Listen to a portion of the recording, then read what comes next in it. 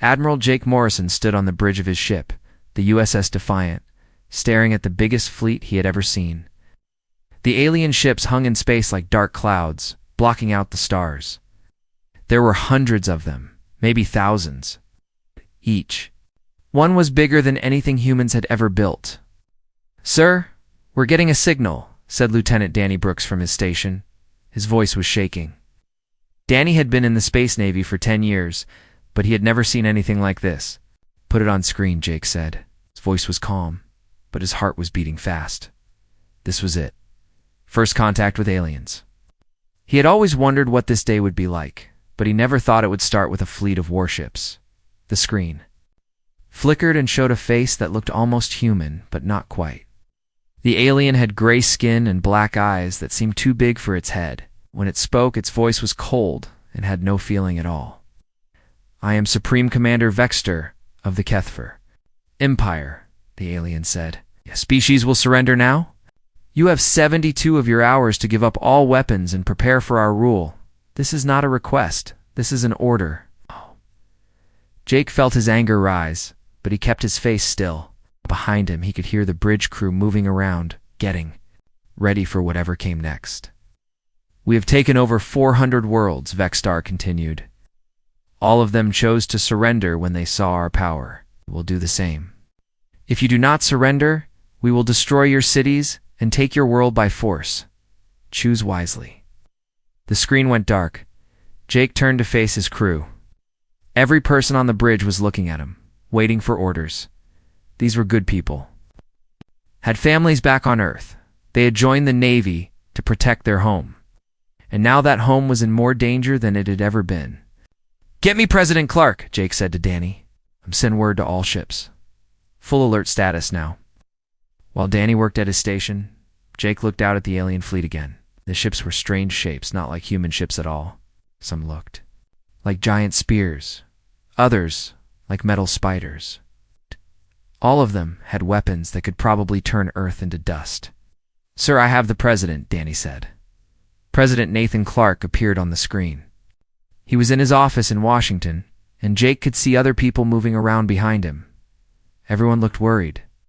"Admiral Morrison, what's our situation?" the President asked. "Not good, sir," Jake said. "They have a huge fleet. More ships than our entire Navy combined. They want us to surrender in 3 days." The President was quiet for a moment. "What do you think, Admiral? Can we fight them?" Jake looked around his bridge again. His crew was young, but they were well trained. Earth's Space Navy was small compared to what was out there, but every ship was built tough, and every sailor knew their job. "I don't know if we can win, sir," Jake said honestly, "but I know we can fight." On Luna Station, Captain Lisa Rodriguez was working fast. She was the head of the science team that studied space, and right now she was trying to learn everything she could about the alien ships. "What do you see, Lisa?" asked her assistant, Dr. Peter Kim. Peter was young and smart, and Lisa was glad to have him on her team. "Her ships are big, but they might not be as strong as they look," Lisa said, pointing at her screen. "Look at this. Their hulls are thick. But they're made for fighting with energy weapons. I don't think they've ever Fought against the kind of weapons we use." "You mean our missiles and railguns?" Peter asked. "Exactly," Lisa said. "Every other species in the galaxy probably uses lasers and plasma weapons, but we still use bullets and bombs. Big bullets and big bombs." Back on Earth, President Clark was in the biggest meeting of his life. The Earth Assembly was full of representatives from every nation, and they were all talking at once. "We should surrender," said Representative Johnson from Europe. "We can't fight that many ships. We'll all die." "If we surrender, we'll be slaves," said Secretary of Defense Karen White. "I've read about empires like this. They don't just want our surrender. They want to own us." "But if we fight, they'll destroy our cities," Johnson said. "Millions will die." Karen stood up. She was a tough woman who had been a soldier before she became a politician. "Millions might die if we fight, but billions will live as slaves if we don't. Is that the world we want to leave for our children?" The room got quiet. Everyone knew she was right, but that didn't make the choice any easier. President Clark looked around the room. These people had been chosen to speak for all of humanity, And now they had to make the hardest choice in human history. "I need a vote," the president said. "Do we fight or do we surrender?" The vote was close, but in the end, more people chose to fight than to give up. 3 hours later, Admiral Jake Morrison received his orders. He was to prepare for battle and wait for the president's final message to the aliens. Jake gathered his officers in the briefing room. There was Captain Ryan Bell, who commanded the big defense station near Earth. There was Colonel Amy Foster, who led the Space Marines. There was Major Chris Taylor, the best pilot in the fleet. "You all know what's happening," Jake said. "A few hours, we're going to send our answer to those aliens. I want everyone to know that no one will think less of you if you want to leave. This is probably going to be a one-way trip." No one moved. No one spoke. Finally, Ryan Bell stood up. "Sir, I speak for everyone here when I say we're not going anywhere. Earth is our home. These are our people. If we're going to die, we'll die fighting." The others nodded. Amy Foster smiled and said, "Besides, sir, these aliens have never fought humans before. They don't know what they're getting into." When the 72 hours were up, every human ship in the solar system was ready for battle. From Earth to the outer planets, weapons were charged, and crews were at their stations. Admiral Jake Morrison opened a channel to the alien fleet. His message was short and simple. "Supreme Commander Vextar, this is Admiral Morrison of the Earth's Defense Fleet. You asked for our answer? Here it is." Jake nodded to Danny Brooks, who pressed a button. All across the solar system, human weapons began to power up. Railguns hummed with energy. Missile tubes opened. Fighter ships launched from their carriers. "We do not surrender," Jake said into the microphone. "If you want our world, you'll have to take it. And we're going to make you pay for every inch." The aliens had expected words of surrender. Instead, they got a declaration of war. For the first time in their long history of conquest, the Kethver Empire was about to face an enemy that refused to give up. Supreme Commander Vextar stared at the human message with disbelief. In 400 conquests, no species had ever said no. They all begged for mercy when they saw the size of his fleet. But these humans were different. They were actually going to fight. "Commander Zefka," Vextar said to his second-in-command, "take the first wave and destroy their orbital defenses. Make it quick and brutal. I want the rest of their planet to see what happens when they refuse the Empire." Commander Zefka bowed his head. He had led first strikes on dozens of worlds. It was always the same. The local forces would fire a few weak shots, realize they were beaten, and surrender. This would be no different. "How many ships should I take, Supreme Commander?" Zefka asked. 200 should be enough, Vextar said. "These humans have primitive technology. Their weapons are barely beyond chemical rockets. This will be over in an hour." Captain Ryan Bell watched the alien ships come closer to his defense station, Gibraltar Station. The station was huge, built into an asteroid that had been moved into Earth's orbit. It had enough weapons to fight off any attack humans could imagine. But humans had never imagined anything like this. "Sir, enemy ships incoming," said Lieutenant Sarah Davis at the sensor station. 200 ships coming fast. Ryan looked at his crew. They were scared, but they were ready. These people had trained their whole lives for this moment, even though they never thought it would really happen. "All weapons ready?" Ryan asked. "Yes, sir," said Weapons Officer Tony Mitchell. "Railguns charged, missiles loaded, nuclear torpedoes armed." "Good," Ryan said. "Remember, we don't know how strong their shields are, so we hit them with everything at once. No holding back." The alien ships came closer. They were moving in a straight line, not even trying to dodge or hide. They acted like they owned space already. "Fire," Ryan said quietly. Gibraltar Station erupted with light and fire. Dozens of railgun rounds shot out at incredible speed. Each round was a piece of metal the size of a car, moving so fast it could punch through a mountain. Behind the railgun rounds came missiles, hundreds of them, each one carrying a nuclear warhead. Commander Zefka watched the human weapons approach his ships. He was not worried. The Empire's shields could stop any energy weapon, and their armor could handle anything else. He had seen it work on every world they had conquered. The first railgun round hit his flagship, the round went through the shield, like it was not even there. It smashed into the ship's armor and kept going, tearing through deck after deck. Zefka was thrown from his chair as his ship shook like a toy. What happened? He shouted. Sir, their weapons are not energy-based, his science officer said. Fear in his voice. They're using solid projectiles at extreme velocity. Our shields don't work against them. Before Zefka could respond, the missiles arrived. Nuclear fire lit up space as dozens of alien ships were destroyed in seconds. The Empire's mighty first wave was being torn apart by weapons they had never seen before. Retreat. Zefka ordered. All ships, retreat now. Captain Lisa Rodriguez watched the battle from Luna Station. She was recording everything, studying how the alien ships moved and how they reacted to human weapons. Peter, are you seeing this? She asked Dr. Peter Kim. Amazing, Peter said, looking at his screens. Their ships are designed to fight energy. Weapons, but they have no defense against kinetic strikes. It's like they've never seen a railgun before. It's because they probably haven't, Lisa said. Every other species probably evolved beyond projectile weapons. But humans kept improving them. We made better bullets instead of just making lasers. On the other side of the solar system, Colonel Amy Foster was leading the first human boarding action in history. Her Marines had caught a damaged alien ship that couldn't retreat with the others. Remember, we don't know what's inside, Amy told her team as their shuttle approached the alien ship. Stay alert and watch each other's backs. The Marines cut. Through the alien ship's hull with plasma torches, tied, they found long corridors and strange rooms filled with technology they didn't understand. But they also found the aliens themselves. The Kethver soldiers were taller than humans and had gray skin, but they moved slowly and seemed confused. They carried energy weapons that looked impressive, but didn't seem to work well in the clothes. Spaces of their own ship. Contact, shouted Sergeant Danny Green as alien soldiers appeared around a corner.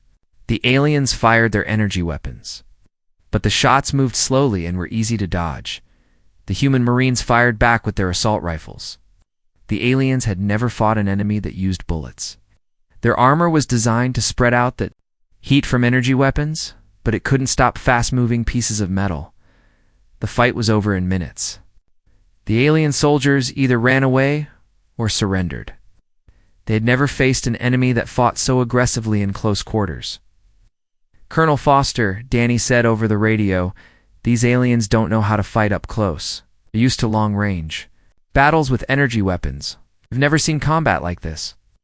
Back on the alien flagship, Supreme Commander Vexstar was receiving reports from the battle. What he heard made no sense. Sir, we lost 68 ships, reported his aide. Humans are using kinetic weapons that our shields cannot stop. Their missiles carry nuclear warheads that are more powerful than anything in our database. Vexstar felt something he had not felt in decades of conquest. Fear. The humans were not supposed to be this strong. They were supposed to surrender like everyone else. How is this possible? He asked. Our intelligence said they were primitive. Sir, they are primitive in some ways, the aide said. But they have developed their primitive weapons to an extreme level. Their projectile weapons are far more advanced than anything we have records of. Dr. Peter Kim was working on the captured alien technology that the Marines had brought back. Ash! What he found excited him. Lisa, look at this, he called to Captain Rodriguez. Their power systems are completely different from ours. They use some kind of exotic energy that I've never seen before. What does that mean? Lisa asked. It means their shields are tuned to stop their own weapons, Peter explained. But our weapons use different physics. It's like they built armor to stop arrows, but we're shooting them with cannons. Admiral Jake Morrison read the battle reports with amazement. The first day of fighting was over, and humanity had won. Not just survived, but actually won. The aliens had retreated and were regrouping at the edge of the solar system. Sir, message from all ship captains, said Lieutenant Danny Brooks. They want to know if we're going to chase the aliens or wait for them to attack again, Jake thought. About it, the smart thing to do would be to wait and defend. But these aliens had threatened Earth. they had demanded surrender. And humans didn't like being pushed around.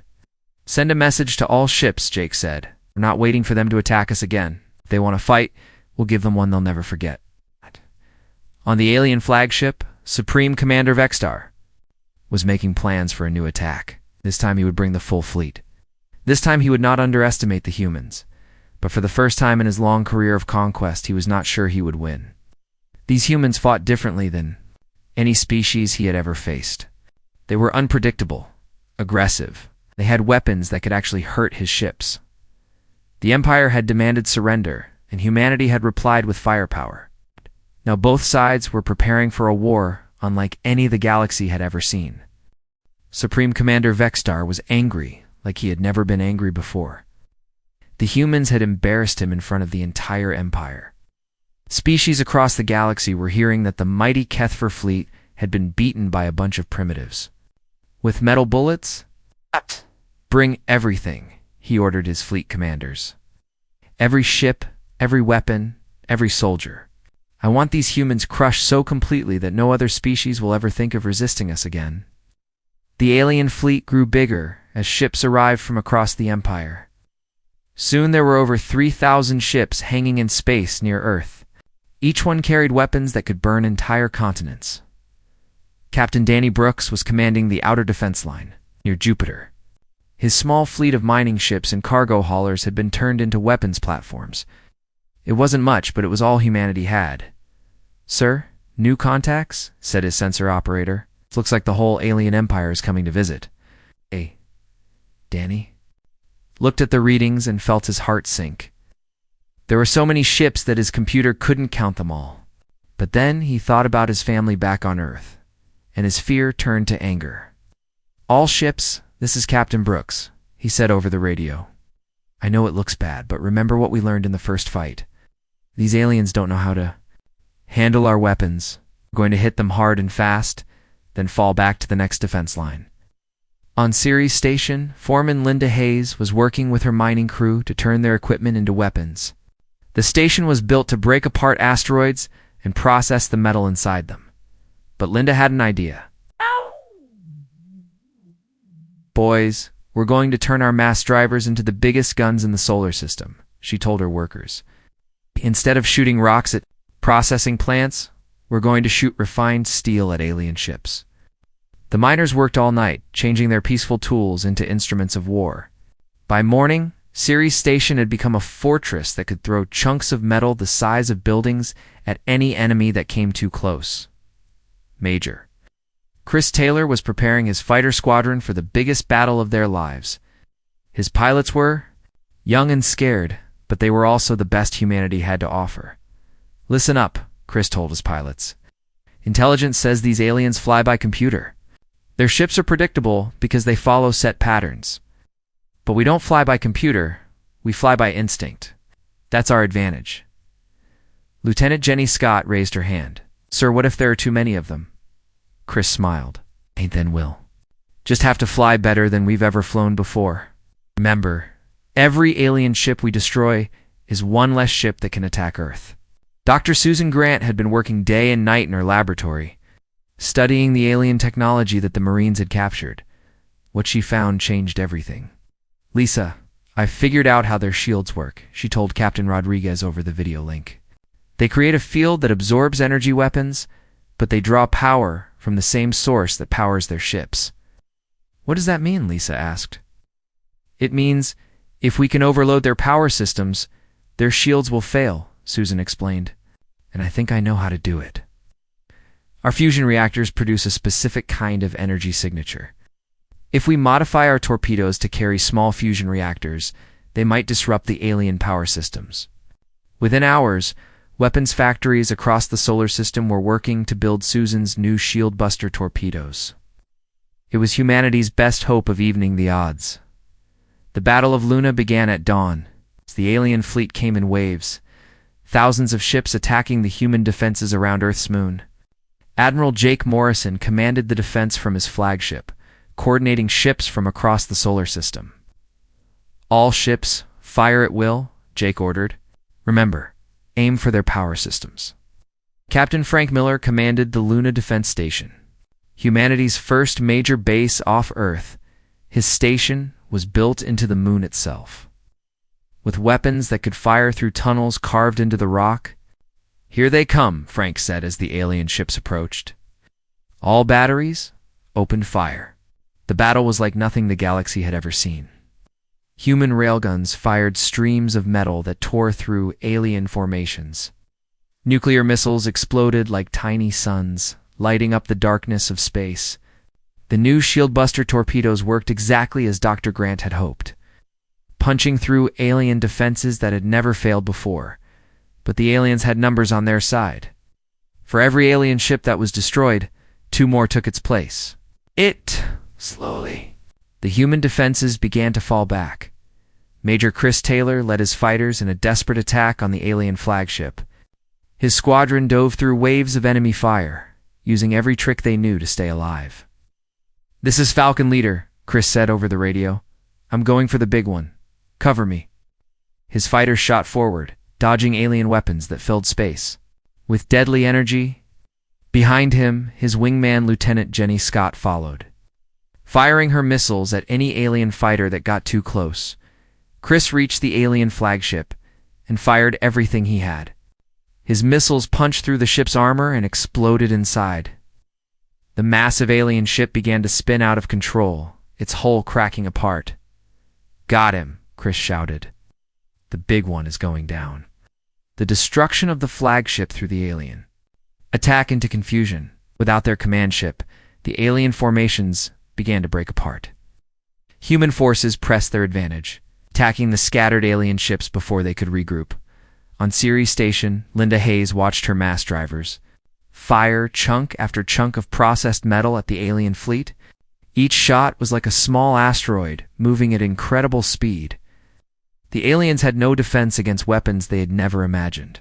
"Take that, you space bullies," Linda muttered as another alien ship exploded. As night fell on Earth, the battle was over. The alien fleet was retreating again, but this time they had lost over half their ships. The mighty HFY Empire had been beaten twice by the humans they had thought were weak and primitive. Admiral Jake Morrison stood on his bridge, watching the alien ships disappear into the darkness. His fleet had taken heavy losses, but they had won. More importantly, they had proven that the Empire could be beaten.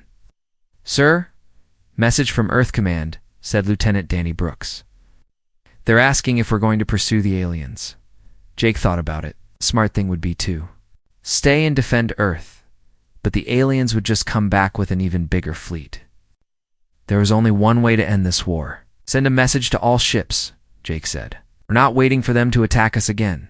It's time to take this fight to their territory. If they want to threaten Earth, they're going to learn what happens.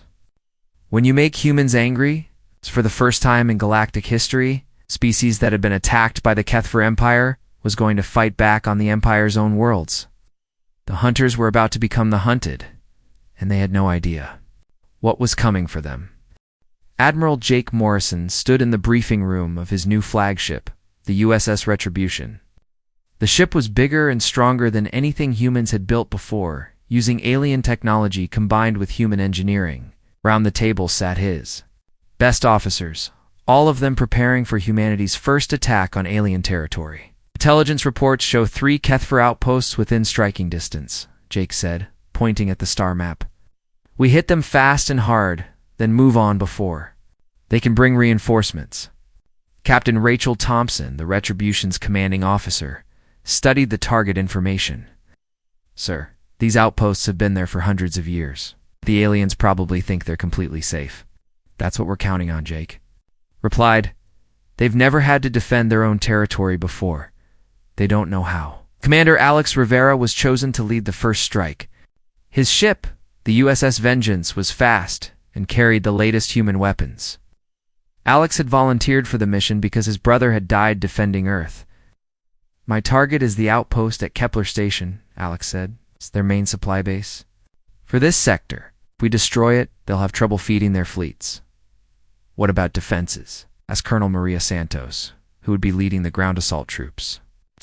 "Minimal," Alex replied. "They have some defense platforms, but nothing like what we faced at Earth. They've been living in peace for so long, they've forgotten how to fight." Dr. Kevin Park, the fleet's science officer, had been studying captured alien technology for months. "I found something interesting," he said. "The Empire controls their subject species through fear and superior technology. Soldiers aren't very good fighters. They rely on their ships and weapons to win battles." "What do you mean?" Jake asked. "They've been winning through intimidation for centuries," Kevin explained. "When you don't have to fight real battles, you lose the skills you need to win them. They're like bullies who have never been punched back." The human fleet left the solar system quietly, using captured alien jump drives to travel faster than light. It was the first time humans had left their home system as conquerors instead of explorers. The first target was a mining outpost on a planet called Vex Prime. The planet was rich in the metals the Empire needed to build their ships. Of alien workers and their families lived there, thinking they were safe behind Imperial defenses. Commander Alex Rivera brought his ship out of jump space right on top of the orbital defense platforms. The aliens had no warning. One moment space was empty, the next moment human warships were firing everything they had. "All weapons, fire," Alex ordered.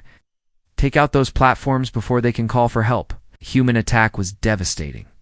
Railguns tore through alien shields like paper. Nuclear missiles turned defense stations into expanding clouds of gas and metal. In less than 10 minutes, the orbital defenses were destroyed. "Maria, you're clear for landing," Alex called to the ground assault team. Lieutenant Colonel Maria Santos led her troops down to the planet's surface in armored dropships. The aliens had never seen an attack like this. Their ground forces were used to fighting with energy weapons at long range, not the close-quarters combat that humans specialized in. "Remember your training," Maria told her soldiers over the radio. "These aliens don't know how to fight in cities or buildings. Use that against them." The human troops moved through the alien settlement like ghosts. They used smoke grenades to hide their movements and night vision to see in the dark. The alien defenders fired wildly, hitting buildings and each other more often than they hit humans. "Sector 7 secure," reported Sergeant Tony Wilson over the radio. "The aliens are retreating. They don't seem to know what to do when someone fights back." Within hours, the entire outpost was under human control. The alien workers surrendered without fighting. Many of them seemed relieved that someone had finally stood up to the Empire. "They're not all bad," Maria reported to Admiral Morrison. "Most of these workers are just slaves. They hate the Empire as much as we do." The second target was a communications relay station that helped the Empire coordinate their fleets. Captain Helen Davis led the attack on this target with a small force of destroyers. "The station is lightly defended," Helen reported as her ships approached. "It looks like they never expected anyone to attack this far into Empire space." The attack was quick and brutal. Human ships appeared without warning and destroyed the communications array before the aliens could send a distress signal. Cut off from the rest of the Empire, station's defenders had no choice but to surrender. But the most important target was saved for last. Vexstar's personal fortress, built on an asteroid in the middle of nowhere. This was where the Supreme Commander planned his campaigns and stored his most valuable prisoners. Admiral Jake Morrison led this attack personally. The fortress was heavily defended, with weapons, platforms, and patrol ships surrounding it. Jake had a plan. "We're going to use their own tactics against them," he told his officers. "They expect us to attack head-on like they do. Instead, we're going to sneak up on them." The human fleet approached the fortress using stealth technology, reverse-engineered from captured alien ships. They moved slowly and carefully, hiding among the asteroids that filled this part of space. Lieutenant Commander Janet Scott was piloting a small fighter loaded with the most powerful bomb humans had ever built. Her job was to get close to the fortress and plant the bomb in its power core. "Remember, you only get one shot at this," Jake told her over the radio. "If you miss, we'll have to fight our way out." "Don't worry, sir," Janet replied. "I won't miss." She flew her fighter through the fortress's defenses, using every trick she had learned in pilot training. The alien sensors couldn't track her small ship as it weaved between the larger defense platforms. Janet reached the fortress and fired her special missile directly into its main power generator. The explosion that followed lit up space for light years around. The mighty fortress, symbol of Keth for power, broke apart like a toy. Supreme Commander Vexstar barely escaped in his personal ship, but his headquarters and most of his fleet were destroyed. For the first time in Empire history, their own territory had been attacked and conquered. News of the human victory spread across the galaxy faster than the Empire could stop it. On hundreds of worlds, alien slaves heard that the mighty Kethfer had been defeated by a species that refused to surrender on a planet called Zephyr. The local population rose up against their Imperial garrison. On another world, Nexus Prime, alien workers sabotaged the weapons factories that supplied the Empire's fleets. "Sir, we're getting reports from across the galaxy," reported Dr. Kevin Park. "Dozens of species are rebelling against the Empire. They're inspired by what we've done." Admiral Jake Morrison looked at the star charts showing rebellions breaking out everywhere. The Empire that had ruled through fear for centuries was falling apart, and it was all because humanity had refused to surrender. "Send a message to all human ships," Jake ordered. "We're not stopping here. Every alien species that wants freedom deserves our help. The Kethfer Empire is finished, and we're going to make sure it stays that way." The hunters had become the hunted, and the Empire that had demanded surrender was learning what it meant to face an enemy that would never give up. Supreme Commander Vexstar sat in his emergency command center on Kethfer Prime, the Empire's capital world. Reports of rebellions were coming in from every corner of the galaxy. Species that had been slaves for centuries were fighting back, and it was all because of the humans. "How many worlds have we lost?" he asked his aide, though he was afraid to hear the answer. 147 worlds are in open rebellion, sir," the aide replied nervously. "Another 300 are showing signs of unrest. The humans have destroyed 12 major bases and captured 15 more." Vexstar felt his world crumbling around him. Empire his ancestors had built over thousands of years was falling apart in a matter of months. All because one small species had refused to surrender. "Sir, we have a new problem," another officer reported. "Long-range sensors show a human fleet approaching our home system. They're coming here." Admiral Jake Morrison stood on the bridge of the USS Retribution as the human fleet dropped out of hyperspace near Kethfer Prime. This was it.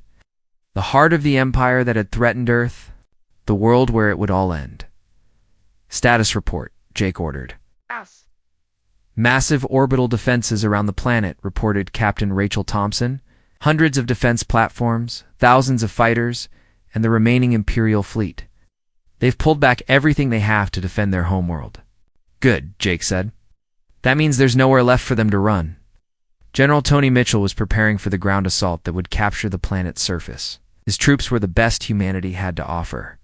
Volunteers who had fought in every battle since the aliens first arrived at Earth. "Remember, we're not here to destroy everything," Tony told his officers. "Most of the people on this planet are slaves, just like on the other worlds. We're here to free them, not conquer them." The space battle began when the alien defense platforms opened fire. Beams of energy that could melt continents reached out toward the human ships. But the humans had learned from every previous battle. Evasive maneuvers ordered Captain Helen Davis from her destroyer. "Don't let them get a lock on us." The human ships moved like dancers, spinning and diving to avoid the alien weapons. Their pilots had trained for this moment, learning to fly their ships like the fighters they had used to defeat the Empire's fleets. Lieutenant Commander Janet Scott led a squadron of fighters through the alien defenses. Her small ships were too fast and too unpredictable for the alien computers to track. They wove between the massive defense platforms like insects, striking at weak points and disappearing before the aliens could respond. "Target their power cores," Janet ordered her pilots. Same as always, take out their power and their shields fail. Dr. Kevin Park watched the battle from the Retribution Science Station. He had studied alien technology for so long that he could predict how their systems would react. "Admiral, I'm detecting power fluctuations in their main defense grid," he reported. "If we can overload 3 more power stations, their entire orbital defense network will collapse." "You heard him?" Jake said to his weapons officer. "Focus fire on those power stations. The human fleet concentrated their attack on the critical targets. Railguns fired streams of metal that punched through alien armor. Nuclear missiles exploded in chains of light that lit up the dark side of the planet below.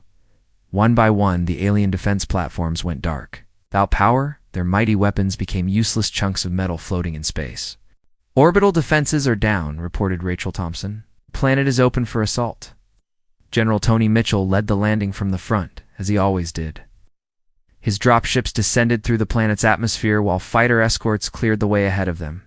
The aliens had built their capital city to show off their power. Massive towers reached toward the sky, covered in metal and crystal that sparkled in the sunlight. But for all its beauty, the city had never been built to withstand an attack. "First wave, secure the spaceport," Tony ordered over the radio. "Second wave, take the government district. Third wave, free the slave quarters." The human troops moved through the alien city with the skill they had learned in dozens of battles. They used smoke and confusion to hide their movements, striking fast and hard before disappearing into the maze of streets and buildings. The alien defenders were confused and frightened. They had never fought on their own homeworld before. The idea that anyone could attack Kethver Prime had been unthinkable until today. "Resistance is crumbling," reported Colonel Maria Santos from the government district. "Most of the alien officials are trying to escape. Should we stop them?" "Let them run," Tony replied. "We're not here for revenge. We're here to end this war." In the Imperial Palace, Supreme Commander Vexstar made his last stand. He was surrounded by his most loyal guards, aliens who would die before they surrendered. But even they looked frightened as the sound of human weapons grew closer. "Sir, we should evacuate," his aide suggested. "There's still time to escape." "No," Vexter said firmly. "I am the Supreme Commander of the Kethver Empire. I will not run from primitives with metal bullets." The palace doors exploded inward as human soldiers breached the final defenses. General Tony Mitchell walked through the smoke, his weapon ready but not aimed at anyone. "Supreme Commander Vexstar," Tony said calmly, "you demanded that humanity surrender. We have come to give you our final answer." Vexter looked at the human general with hatred in his eyes. "You cannot destroy the Empire. It has existed for thousands of years." "You're right," Tony replied. "We're not going to destroy it. We're going to change it. From now on, this galaxy belongs to everyone who lives in it, not just the strongest." With the capture of Kethver Prime, the war was over. Across the galaxy, Imperial forces surrendered or simply abandoned their posts. Species that had been slaves for generations were finally free. Admiral Jake Morrison stood in the same palace where the Empire had planned the conquest of Earth. Now it would become the headquarters of something new, the Galactic Defense Coalition. An alliance of free worlds working together instead of being ruled by fear. President Nathan Clark arrived from Earth to help set up the new government. Representatives from dozens of species came to help write the laws that would govern this new galaxy. "What should we do with the Kethver?" President Clark asked Jake as they looked out over the alien capital city. "The same thing we're doing with everyone else," Jake replied. "Give them a choice. They can join the coalition as equals, or they can go their own way. But they'll never again be allowed to conquer other species." Dr. Kevin Park was already working with alien scientists, sharing human technology and learning about the sciences of other worlds. The galaxy was full of knowledge that could benefit everyone if it was shared freely instead of hoarded by conquerors. "It's amazing," Kevin told Captain Lisa Rodriguez. "Some of these species have technologies that could solve all of humanity's problems. And in return, our manufacturing techniques could help them build better lives for their people." Years later, when children across the galaxy learned about the Great War, they would remember how it started. The Kethver Empire had demanded surrender from a small blue planet called Earth. The humans who lived there had looked at the biggest fleet in galactic history and said no. They had replied with firepower. But more importantly, they'd replied with something the Empire had never encountered before: the absolute refusal to give up their freedom. The galaxy was a better place because of that refusal. And whenever any species faced impossible odds, they remembered the lesson humanity had taught them. Sometimes the best answer to a demand for surrender is to fight back, no matter how hopeless it seems. The Empire was gone, but the spirit that had defeated it lived on in every free world across the stars.